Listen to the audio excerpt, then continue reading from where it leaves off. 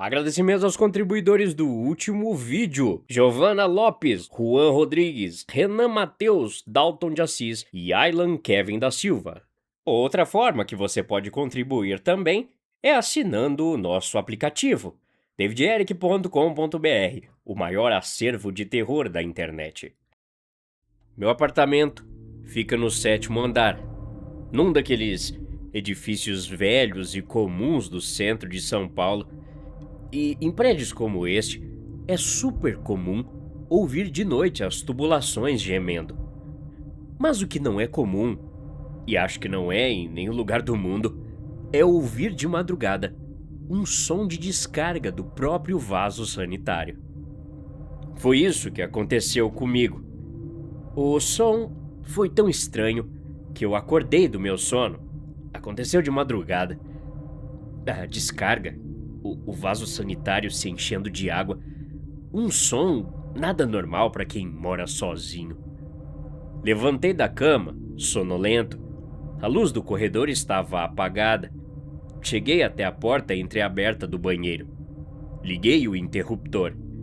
A lâmpada piscou 2 vezes antes de estabilizar, mostrando o ambiente aparentemente normal. Tapete seco, pia vazia. A única coisa fora do comum, no entanto, era a água dentro do vaso, que ainda balançava, criando pequenas ondulações. Fui para frente e olhei para o fundo do vaso. Havia algo boiando ali. Minha primeira reação foi nojo. Pensei que o esgoto do prédio estava com algum problema, trazendo a sujeira de algum vizinho para o meu apartamento. Mas a água não estava marrom, estava limpa. O objeto que flutuava no centro do redemoinho não era fezes, nem papel higiênico, nem um rato morto. Era um boneco de voodoo. Aproximei o rosto, pensando que aquilo ainda fosse um sonho. Mas não, era um boneco bizarro, feito de tecido velho, costurado com uma linha grossa. Aquilo tinha o tamanho de uma garrafa de água pequena e flutuava de bruços. Eu hesitei por um momento. Peguei o cabo de uma escova de limpar vaso do lado e cutuquei a coisa, virando-a de barriga para cima. O rosto do boneco não tinha olhos ou boca. A parte superior da cabeça estava encharcada de um líquido que, mesmo na água limpa, mantinha um tom vermelho. Além disso, o braço direito e as 2 pernas eram perfeitamente formados, gordinhos, estufados com algum tipo de enchimento que estava absorvendo a água do vaso. Mas o braço esquerdo não existia. Não parecia um defeito de costura. O braço tinha sido arrancado, deixando um coto de tecido desfiado, de onde saíam fiapos de algodão que boiavam como pequenos vermes na água. Um boneco de voodoo, faltando o braço esquerdo, com a cabeça manchada de vermelho. Apertei a válvula da descarga com força. A água girou, sugando o boneco para o fundo de porcelana. Ele resistiu por um segundo, rodopiando, e então desapareceu. Fiquei encarando a água limpa por 10 minutos. Voltei para a cama, tranquei a porta do quarto e não dormi um segundo sequer. Tentei me convencer de que alguém do prédio no andar de cima jogou aquilo no próprio vaso e a tubulação velha do prédio fez a coisa subir no meu andar. No dia seguinte, depois de voltar do trabalho, notei que o apartamento estava abafado. Larguei as chaves sobre o balcão da cozinha e fui direto para o banheiro lavar o rosto. Assim que acendi a luz, vi que ele estava lá, flutuando na mesma posição. A cabeça manchada de vermelho, o coto do braço esquerdo virado para cima. A água ao redor do boneco agora estava um pouco turva. Eu não dei descarga dessa vez. Fui até a cozinha, calcei um par de luvas de borracha, peguei um saco de lixo preto e voltei para o banheiro. Mergulhei a mão na água e agarrei o boneco. Ele era pesado, encharcado. Quando eu apertei, um líquido escuro escorreu da cabeça dele, manchando a porcelana do vaso. Joguei a coisa dentro do saco de lixo, dei 3 nós extremamente apertados, desci pelo elevador e caminhei 2 quarteirões até uma caçamba de entulho de uma obra. Arremessei o saco lá dentro e voltei para o meu apartamento correndo. Fechei todas as janelas, tomei um banho e caí no sofá. No outro dia de manhã, acordei e fui ao banheiro para escovar os dentes. O boneco estava de novo no vaso. Sem o saco de lixo, ele estava lá boiando placidamente, com a maldita mancha vermelha na cabeça e a ausência do braço esquerdo. Foi aí que comecei a ficar maluco. Dei um chute na base do vaso sanitário. Não recomendo fazer isso em momentos de raiva, meu dedão do pé quase quebrou. Mas essa minha reação tinha uma razão. E não era porque simplesmente tinha um boneco aparecendo do meu vaso sanitário. Eu posso explicar. Digamos que o que pensei naquele momento foi que meu passado tivesse finalmente me alcançado. Faz 5 anos, época de chuvas. Eu estava voltando de uma festa de confraternização da empresa na cidade aqui do lado. Eu tinha bebido, confesso. Não estava bêbado ao ponto de desmaiar, mas o suficiente para que meus reflexos estivessem dormentes e minha atenção dispersa na tela do celular. Juro que desviei os olhos da estrada por exatos 2 segundos só para trocar de música. Nem percebi o impacto a princípio. Foi só um blam, seguido do som de vidro estilhaçando e o capô do meu carro amassando. Freiei. O carro derrapou no asfalto até parar no acostamento gramado. Saí do carro com as pernas tremendo. Caminhei alguns metros para trás, iluminando o asfalto com a lanterna do celular. Havia um corpo jogado na sarjeta. Era um rapaz, jovem, talvez no início dos seus 20 anos. Ele estava usando uma capa de chuva amarela, que agora estava rasgada e escurecida pela lama e pelo sangue. A bicicleta dele estava a uns 10 metros de distância, toda torcida. Apontei a luz para ele. A imagem que me seguiu nos últimos 5 anos foi dessa cena. O pneu do meu carro havia passado por cima dele após o impacto. O lado esquerdo do corpo dele estava destruído.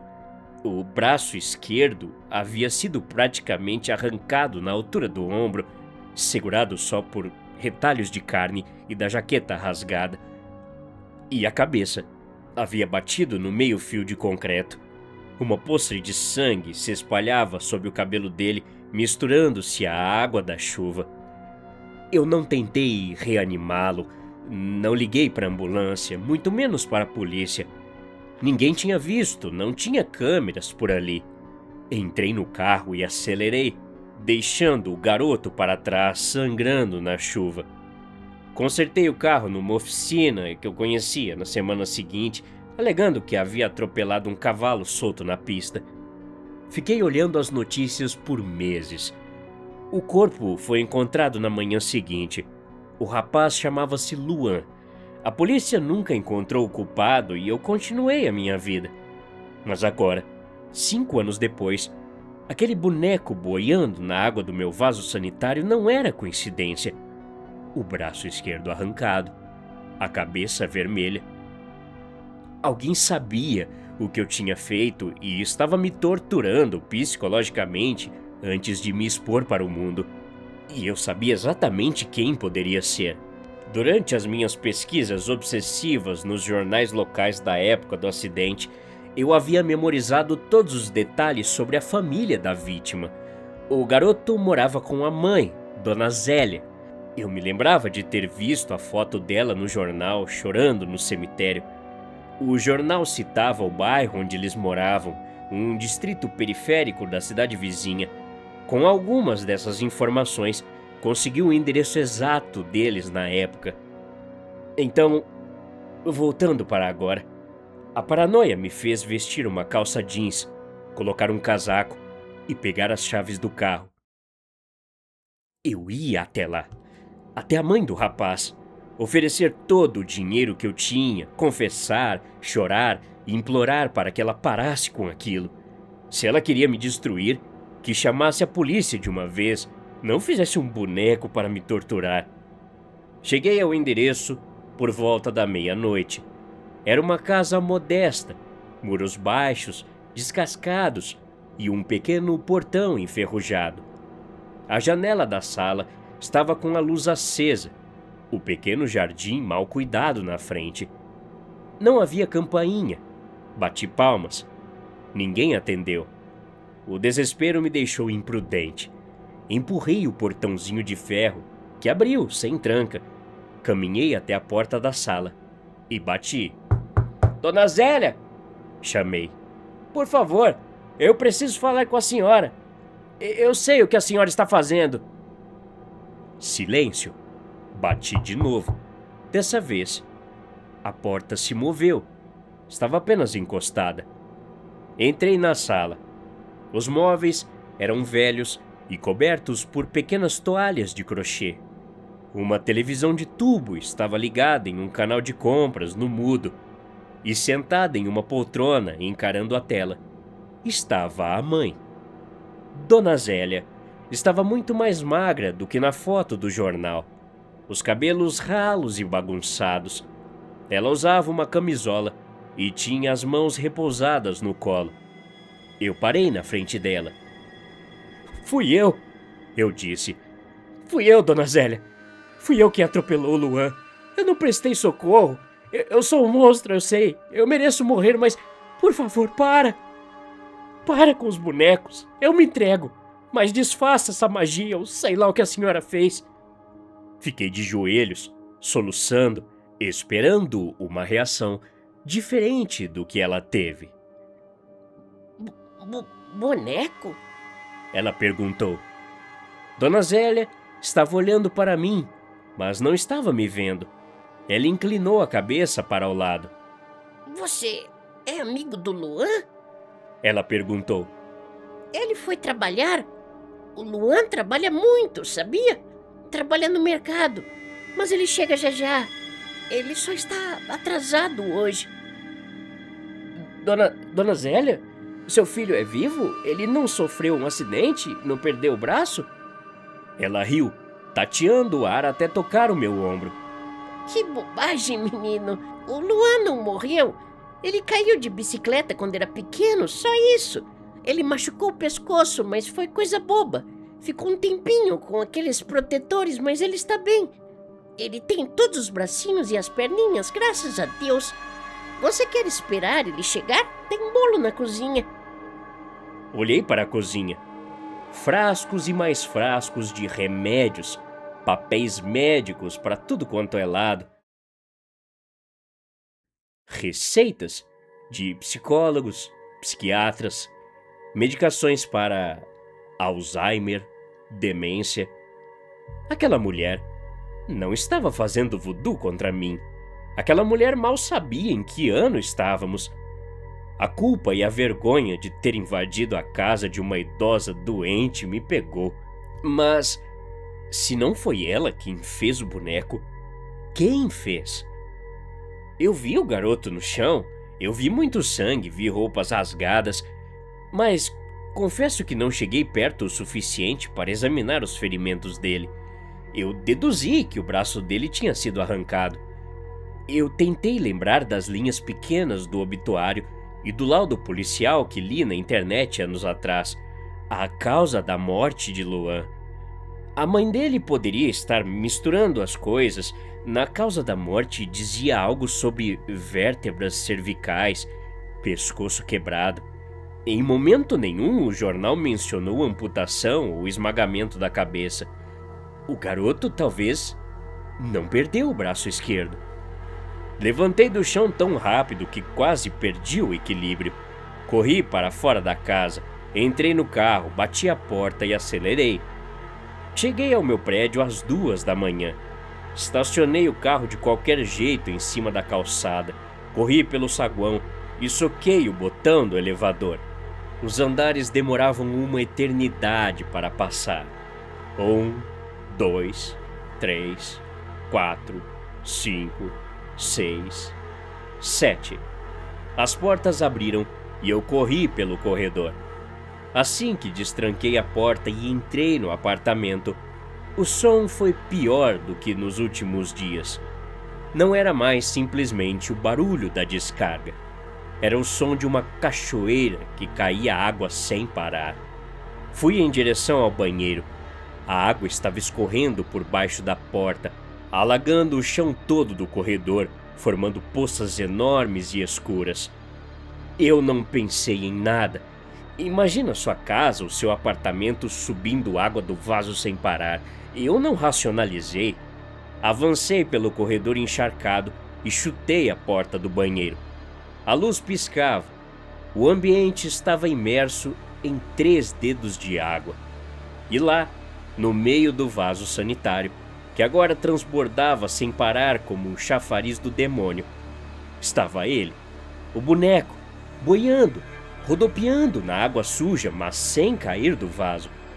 Dei um passo para dentro do banheiro, erguendo o braço, pronto para enfiar a mão na privada, agarrar o boneco pelo pescoço e rasgá-lo no meio com a minha própria boca se fosse preciso. Mas eu esqueci a poça sobre o piso de azulejo. Meu pé direito deslizou, escorregando com tudo. Não houve tempo para recuperar o equilíbrio. O mundo girou em câmera lenta. A primeira coisa que atingiu o chão não foi o meu corpo, mas o lado esquerdo do meu rosto. A quina da pia encontrou a minha têmpora no mesmo tempo em que ouvi um som de osso partindo que ecoou na acústica do banheiro. No mesmo instante, senti o calor do sangue escorrendo e logo depois o senti cobrindo meus olhos, meu cabelo e minha testa, pintando o meu rosto de vermelho. Enquanto meu corpo desabava sem controle para o chão, meu braço esquerdo flutuou pelo ar num reflexo inútil de defesa. O peso do meu corpo em queda livre girou e o meu braço esquerdo foi projetado com toda a força do meu peso diretamente para dentro do vaso sanitário. O impacto do meu peso esmagou a beirada do vaso. A porcelana antiga, rachada pela pressão, cedeu. A cerâmica afiada, cortante como navalhas de guilhotina, se partiu em pedaços pontiagudos. O meu braço esquerdo afundou até o cotovelo no buraco do encanamento quebrado, e os pedaços gigantescos de porcelana rasgada caíram sobre ele, agindo como as mandíbulas de um monstro. As lâminas de cerâmica cortaram a minha carne, vararam os meus músculos e se prenderam nos meus ossos, esmagando-os contra o ferro do cano. Eu tentei gritar, mas não tenho certeza se saiu algum som e muito menos se alguém tinha ouvido. O choque hemorrágico anestesiou a dor, mas a paralisia era total. Eu estava deitado de lado no chão inundado. Minha cabeça rachada sangrava sem parar, tingindo a água ao meu redor. E o meu braço esquerdo, eu não conseguia senti-lo. Ele estava preso, amputado pela porcelana e enterrado no encanamento, ligado ao meu ombro apenas por tendões esgarçados. Meus olhos pesaram. Com o que me restava de visão turva, virei a cabeça, sentindo o atrito do mármore contra a minha bochecha quebrada. Na poça de água suja, a poucos centímetros do meu rosto, o boneco estava ali. Ele havia finalmente caído do vaso destruído e agora flutuava na mesma água que me afogava. Eu estava cara a cara com ele. A mancha de tinta vermelha na cabeça dele brilhava na mesma tonalidade do sangue que vazava da minha têmpora. O coto esquerdo dele estava voltado para os restos estraçalhados do meu próprio braço preso na privada. O universo tem um senso de humor bizarro, né? Às vezes, A gente pensa que está sendo perseguido ou a própria culpa nos destrói. Mas às vezes, o próprio destino constrói o cenário e apenas espera que a nossa paranoia feche a armadilha. Aquele boneco não subiu pelo cano para me lembrar de quem eu matei. Ele subiu para me mostrar o que eu iria me tornar no momento em que decidisse destruí-lo. Até a próxima. Obrigado.